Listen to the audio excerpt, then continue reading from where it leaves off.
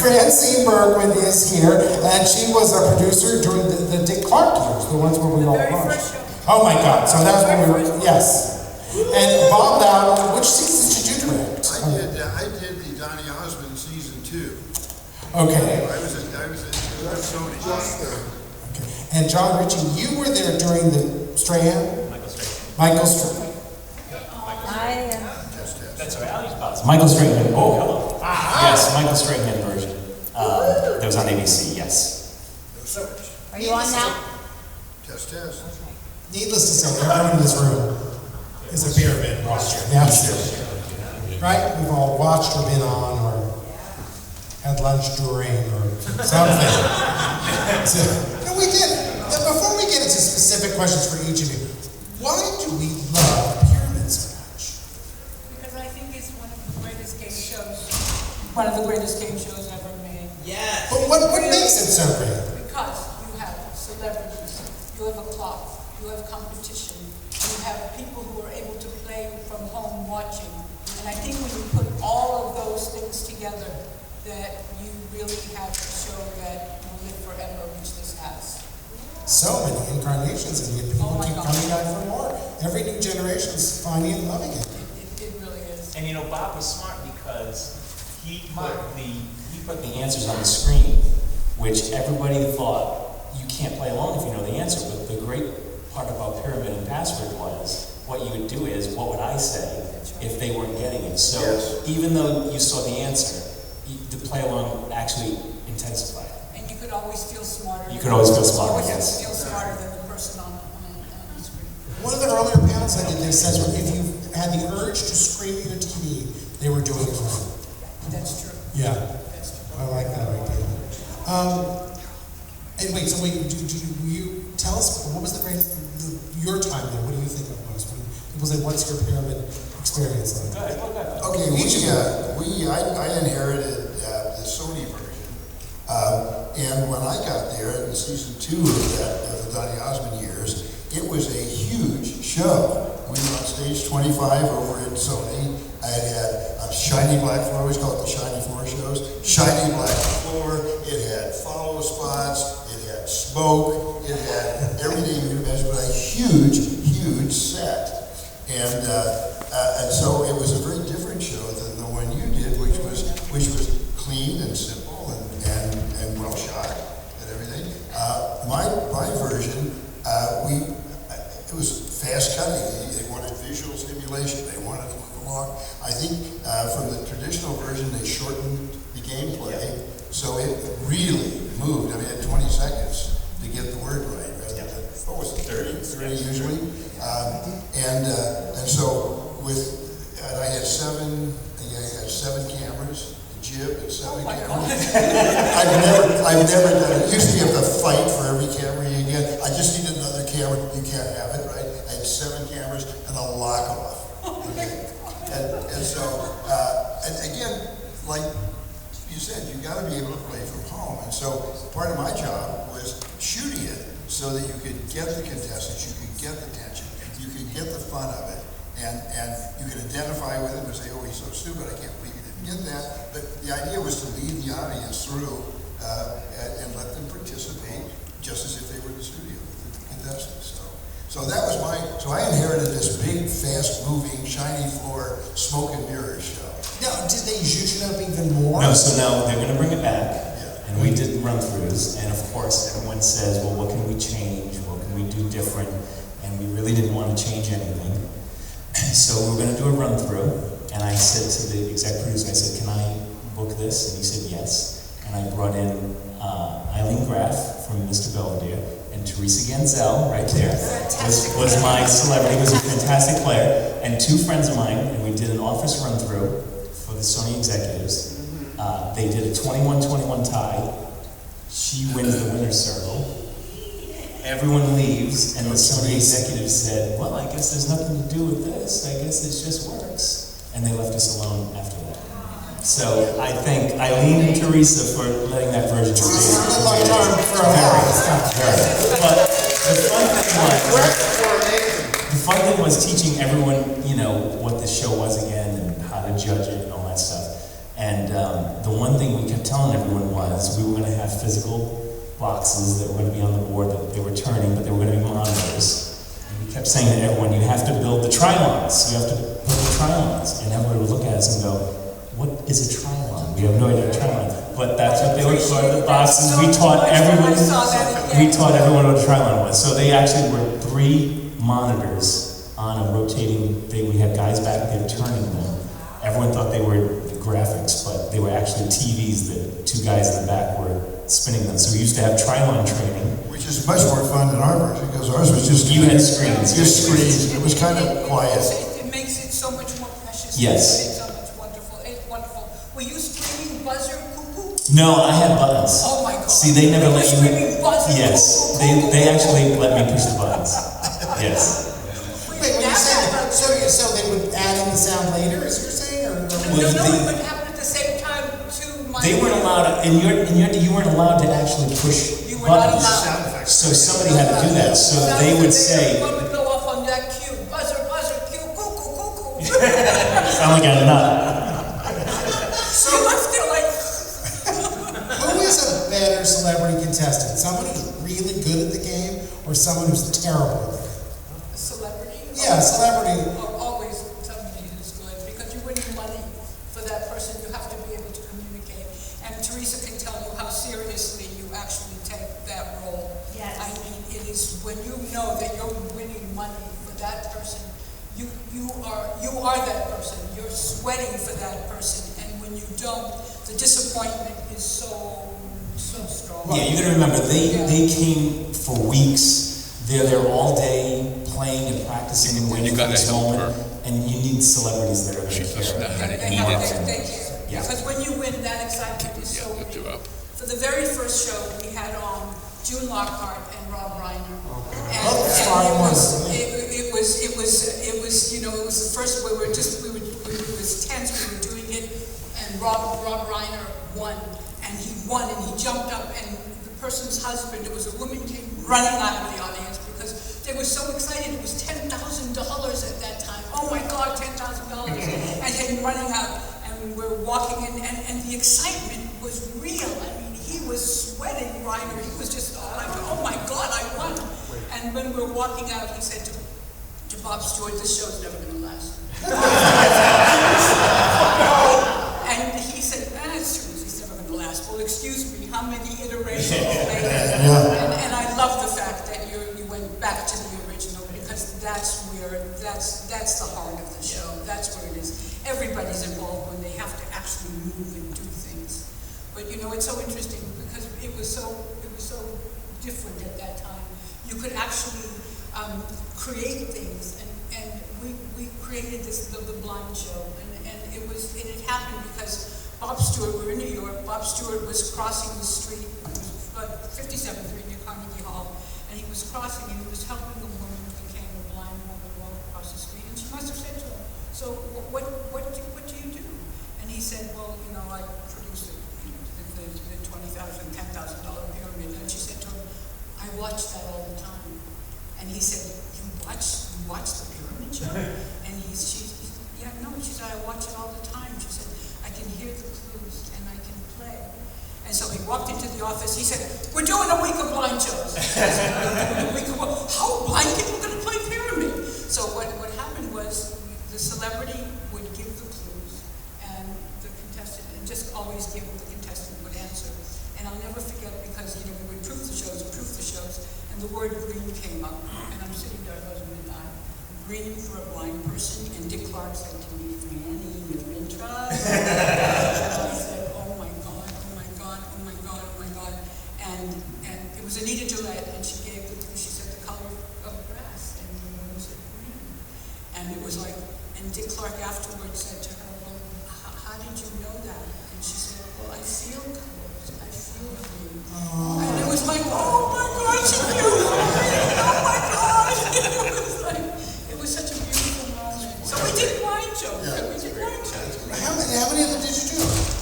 Periodically, we did tons of them, because he loved that. And he would come in and do these things, and you could at that time. And if you worked for Bob Stewart, you knew that he was going to do whatever he wanted to do anyway, right? It was going to be his show, and he was going to do it. Did they ever have any blind celebrities on? Like, did Stevie Wonder ever come on? No. We got Braille Blues. I think We did have Smokey Robinson though, and Gladys Knight. excited, but still. Celebrities Okay. would just call because they loved the show, and so they would call and say, I want to be a celebrity. And just one more story was Maureen Reagan, who called and said, at that time her father was president. So she came to the studio, and she came to the studio with you know, her Secret Service people. And everything was going along fine. Well, she won. And someone ran out from the audience, and all the Secret Service said, oh my God, we never told them. And these things happened in those days. It just happened. It was just amazing. Over and over again. Bob, is there we were talking about specific weeks and specific appearances. Was there anyone on the show or any specific show that you think of that was like Well, a standout? The show is first of all very long production days for us. We did our show. And I don't know how you guys did it, but we briefed about 20 minutes to 25 minutes between each round because they wanted the celebs to be able to. And I don't know what they did in the briefings. Aaron could probably tell me, but they would go off stage. Donnie would go sit down and read in the back, and everybody just kind of stopped and waited. And then they would come back and we'd play another round because it's important that the celebs could play, you know. And so they were long production days. But my favorite had nothing to do with the game or anything like that. But it was Christmas Eve. We did the Christmas Eve show, and Donnie wanted to sing White Christmas at the end. And so we played the game. I forget how much money the final round was, and the lights dropped, and he said, wish you all Merry Christmas. It started to snow on the set, and lots of All over that shiny platform. and he sang White Christmas. I thought, yes, I could do some production. I could zoom in. So that was probably my favorite episode, was when we snowed and did White Christmas. And just right in this winter's circle there. Well, I'm glad you mentioned, because Aaron Solomon is here, and Aaron and I started season 1. He did a couple seasons. You two? Three. But he and I were the only ones in the beginning that kind of knew what to do with this. So we were guiding things. And the funniest thing was programming the lights to flash. And he and I are standing in the studio, and we're yelling to the computer guys, and the lights are flashing, and we're going, too fast. And then they slow down and go, no, too slow. Because we had to make sure that everything was perfect. Well, especially for whenever you are, when you know there are super fans in the audience, that's who you have, you do have to play to the smartest, most tapped-in person, and then the rest of us can enjoy it more casually. Right. But it's like, if you get something wrong off the bat, it's We'll hear about it. Yeah, you'll hear about it, and you should. Yeah. You know, it was, you know, that's why it's lasted so long. You know, it's not, you're not serving, you know, Dom Perignon in a paper cup. Exactly. You're doing it the right way and making it all happen. Is there an episode or something that you think of, Sean? I tell you, Martha Stewart and Snoop playing was a hoot and a half. That was really fun. Snoop, yes.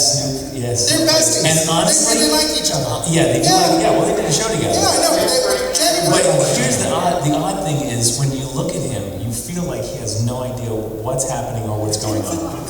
And so he's in the winner's circle, and I think the one he was playing, the contestant decided to give the clues. And they were on the last one, and it was Things You Accept. If I remember correctly, it was Things You Accept. He didn't get it.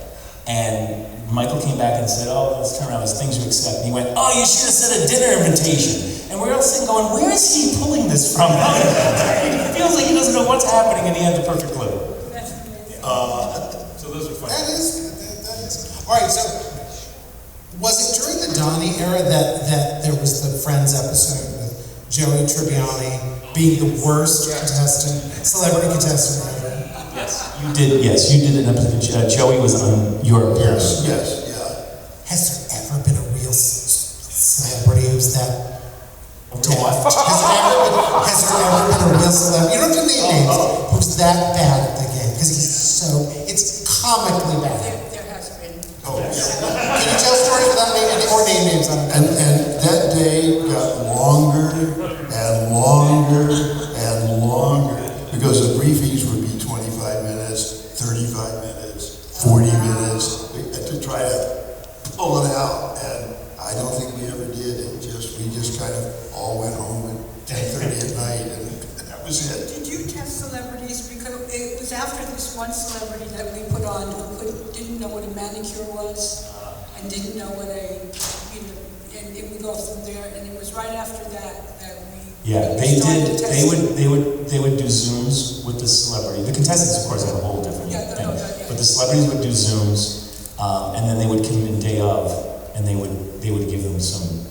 But what we did later on in later seasons was the contestants would come in, and this is the first time they're on the stage. In New York, we had an audience, and that's a whole different vibe. And New York audiences, they're there to watch the show, so they're not reading books, they're engaged. So the contestants would kind of get a little put off because they've been doing it in an office for weeks. And I said, we got to get them on stage, even without an audience, and just let them see where they're sitting, what are they looking at. So we used to do that at the top of the day. We'd get all the contestants in, they'd play old material, they'd go in and wear a circle, here's what it looks like. So at least when they get there on their show, they're not just, deers in a headlight. Yeah, we did that also. We brought them in so they could at least be familiar with the set. Yeah. No, I was going to say, as a performer, you want to go to sound check to see what the room looks like. Right. And just stand there, even though you may not do any of your material, you're sort of like, okay, because when you go back to do the show, you're that much calmer because you're going back to something you've been before. Well, so I think that's But also when you walk out on the stage, at least our version, it was huge. It wasn't like what you see on TV where it's all contained on the screen. The pyramid for the final round was up there, it was that high, and things were far apart. Donnie was 40-some feet away from the celebs. And so it's a whole different feel when you're sitting out there. And that's why it was really important for us to get the folks out there and at least we played a little bit of the rounds. We let them see the graphics. We let them, be familiar with it. During the Dick Clark era, was it a small set? Was it very intimate? It wasn't anything like that. Right. No, but sometimes you go to things, you're like, this is how little it is? Because it always looks big. But would you go in and think, oh, it's little? In those years it didn't. The first studio we were in was the Ed Sullivan Theater. Oh, sure. And so it was like, little. that wasn't that little. Oh. But it was an amazing theater because you could still feel the ghosts and the Beatles and Elvis Presley and everything that was around there. And it was really a privilege in those years to work there. But everything was done by hand. Everything was moved by hand. And I'll never forget the first time with unions and everything. We were standing around the winner's circle, and there was a chair that was a little bit out of place. So I thought, well, I can do that. I'm standing right here. Oh! I found out really fast that that's not my job. Was to move the chair from here to here. You tell somebody to move the chair. I learned that very quickly. Very, very quickly. Well, for years, you guys later on, you were in stage 33, which is at Television City, which was Price is Right and Family Feud. So it's not a big stage. We did ours long ways. So our set was more narrow, and we took the stage this way. So it was more long than it was wide. So they were pretty much, it was a little more intimate that way. Ours was long and wide. You had a big stage. You had a big stage. And the floors were black and shiny except for the snow. Shiny black floors, that's important to know. We're only have a few minutes left. Tell me about each of the hosts that you work with. Give me a little something that impressed you about Dick and about Donnie. Well, we all know that Dick was for me, all the hosts are wonderful, but for me, Dick was the master at what he did. He never took center stage. He always allowed the celebrity to be the star. He was very involved in the game because he understood the game. Sometimes you're looking at hosts and you think, they don't really know what they're doing here, man. They're here, but they don't really know what they're doing. He understood the game perfectly. He would judge the show with me, and believe me, he called me on your job, just host the show. But he would like, and a couple of times he actually stopped cable, which was not very smart, but he did. They're all good, but he, for me, was the penultimate. And to get to know the man for the 15 years that I was able to do that and become, friendly and friends with him was, I feel, a gift. He did things for me, even after he got really sick, that I will never forget him for, because he felt a loyalty. And it's strange coming from somebody who was so successful that, he would remember even after Pyramid was over, and you asked him for help, and he would be there to reach out, even after he had a stroke. So I love him. And to me, he's the best. Did his enthusiasm ever flag, other than without his health? I mean, did he ever get weary of showbiz, or was he always as gunfighter? Never. This was in his blood. It was his life. And I really believed he loved doing the show. The show won 9 Emmys, 10 Emmys, and he won 2 of them, I think, for best host. And he deserved every bit of it. And you guys sometimes at one point were doing 10 a day. Yes. 10 a day 10 because a Dick was very business orientated, and he talked to I don't want to do 10 of anything. Well, because it was cheaper to do the overtime was to bring everyone back in again. So they do 10, and if you watch any of Dick Clark's episodes, when he comes around the corner, he's always just laughing at nothing. And that was just his way of just getting up and getting ready. But 10 half-hour episodes a day. He was, and then find the next day sometimes, because his schedule was so busy that he would fly in and he would want to do as much as he could, and then he'd fly out and do his next 30 shows that he had lined up behind him. And David Michaels, our dear friend, who's also did it as well, when they were doing the tournament, he said he used to judge the show, go back to his office, lay down, and put a cold compress on. It's like, it was stressful to do it. Bob, what's a good Donnie moment? Well, Donnie, first off, working with a celeb like Donnie, who was a kid star, incredible. I mean, you could. I remember I came in and there was a move that we did at the top of the show with the jib and a cross that he had to do. And I went out and said, Donnie, I need you to, I know you've been doing this already, you should just go a little to the left and go over here and then into it. And he looked at it and we rehearsed it once. And then he did it for another 185 episodes. We would come to those pauses between segments, and he would go around back. He had a little table, a chair, and a mic back there, and he would read. And no pressure from the host. We gotta go. Time for Donnie, on set, click, and went. He was a consummate pro, and just a good guy, just the best. You think, oh, I'm going to go see Johnny and Marie in Las Vegas, and you act like you're too cool, but it's a kitschy thing to do. And you go and you're like, this isn't good bad, this is good. They're amazing. They're consummate performers. Yes. They're old-fashioned. You're not going to leave here without my giving you the best 90 minutes of your life, and I love that. They really are that, they're there for you. And it made it so easy. I mean, just tell him what you need, and he does it. So it's terrific. What's Mr. Strange? So before I say that though, I just want to say that working on this show, this was my favorite show growing up. So, and a pyramid judge, there's only a few of us. It's David and Francine, myself, Aaron. Sometimes we had our judges' lunch. We went to the pyramid judge lunch. So anyway, so to be able to work... What is a pyramid judge? Well, it's just pyramid judges went to lunch. So No, I'm saying, but when you're a pyramid judge, what are you judging?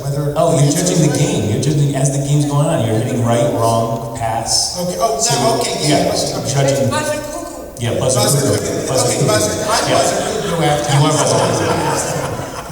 But for Michael, he was great. Working with someone who's not a game show host was getting him into that role. There were certain things we wanted him to say. I'm very stickler. They're not categories. They're subjects. So we had to get him into saying those kind of things. But same thing, once he got it in his head, it was great. But for us, he was still doing Michael and Kelly, what the hell was it called at the time? I don't know. Anyway, live with those two. And I call things, that's good. I like, that whoever it was. Whoever it was at that time. But he would do that show live, and then break and come to us and spend 4 hours in our offices rehearsing games, playing games, and getting it. So when he got on that stage, he knew what he was doing. So that, to get a host to be able to, because there's a lot of people who go, well, I'll just get there and I'll just do it and you can tell me what to do. No, he wanted to make sure he knew what he was doing. He's a very hard worker and he put the time in to do it.